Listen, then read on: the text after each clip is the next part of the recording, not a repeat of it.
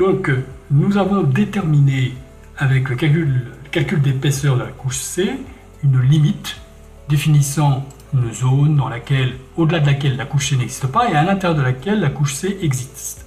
Cette limite va nous être utile pour limiter le calcul des isohypses du toit de la couche C de façon à ce que ces isohypses soient intégralement contenus à l'intérieur de cette zone. Donc tout d'abord, on va déclarer cette polyligne close comme étant une limite qui sera utilisée pour le calcul. Gestionnaire des classeurs, limite. On va éditer une limite, par exemple en allant choisir ce petit bouton. On choisit la polyligne. À noter qu'on peut en choisir plusieurs. Et on va l'appeler limite couche C. Ok. Voilà, elle est ici. Le cas échéant, on peut visualiser le contenu. Voilà, elle ressemble bien à ce qu'on a dans le dessin. Et si on la détruit ou qu'on la perd, on peut l'afficher dans le calque courant. Ok. Bien. Maintenant, nous allons lancer le calcul du toit de la couche C. Nouvelle grille. Donc Articad se souvient que la dernière fois, il avait travaillé avec le TCU de la couche C et on lui avait demandé de calculer l'épaisseur. Donc l'épaisseur prend en compte tous les sondages, y compris ceux qui ne rencontrent pas la couche C, on en a parlé. Maintenant, on va lui demander de calculer le Z du toit, donc l'altitude du toit de la couche. Donc là, la prévisu a changé, on a moins de sondages, et on va ajouter le traversant seul, parce que il ne traversait pas la couche, donc il n'était pas valide pour l'épaisseur, mais par contre, il est valide pour le toit, puisqu'il la rencontre. On va annuler la transformation sur les données, voilà. Et par contre, ici, on va découper la grille résultat selon une limite. Choisir par classeur de limite, choisir par polyligne dans le dessin, ça revient au même, mais simplement, on va là le faire en recherchant la limite qui a été sauvegardée. Limite couche C, qui vient d'être faite. Okay. Et là, on voit que notre limite choisie est en vert, elle s'inscrit à l'intérieur de cette limite bleue, qui était la limite donnée par les mini-maxi des données. Donc si on avait fait le calcul sans la limitation, le calcul se serait fait dans le rectangle bleu.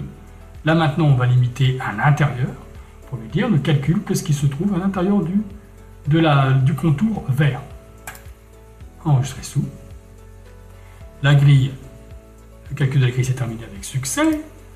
On va ici dans couche C, on a déjà dans le classeur des grilles un dossier couche C, et là on peut lui dire que c'est la couche C.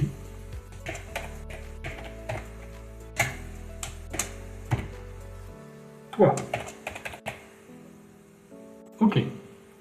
On va lui demander maintenant de dessiner, nous implanter les courbes de niveau de la couche C, grille du terrain, couche C, toit, ici.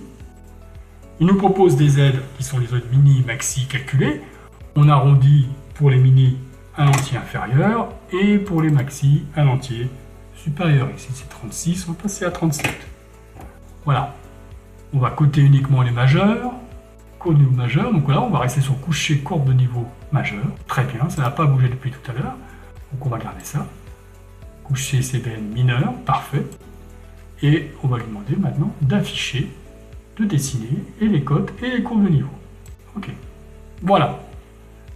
Donc on voit sur la vue en plan et sur l'élévation en 3D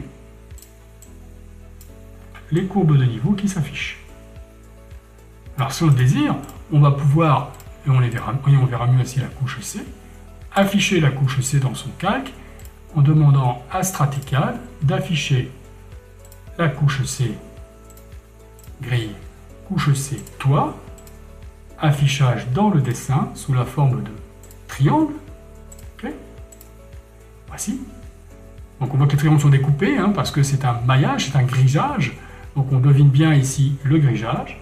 Et pour faire bonne mesure, on va aller demander de dessiner la couche D, ici, et de l'afficher la couche D sous la forme de face 3D. Quels sont les classeurs?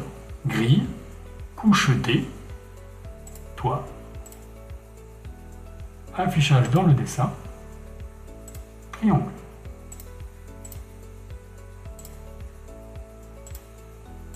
Une petite visu 3D.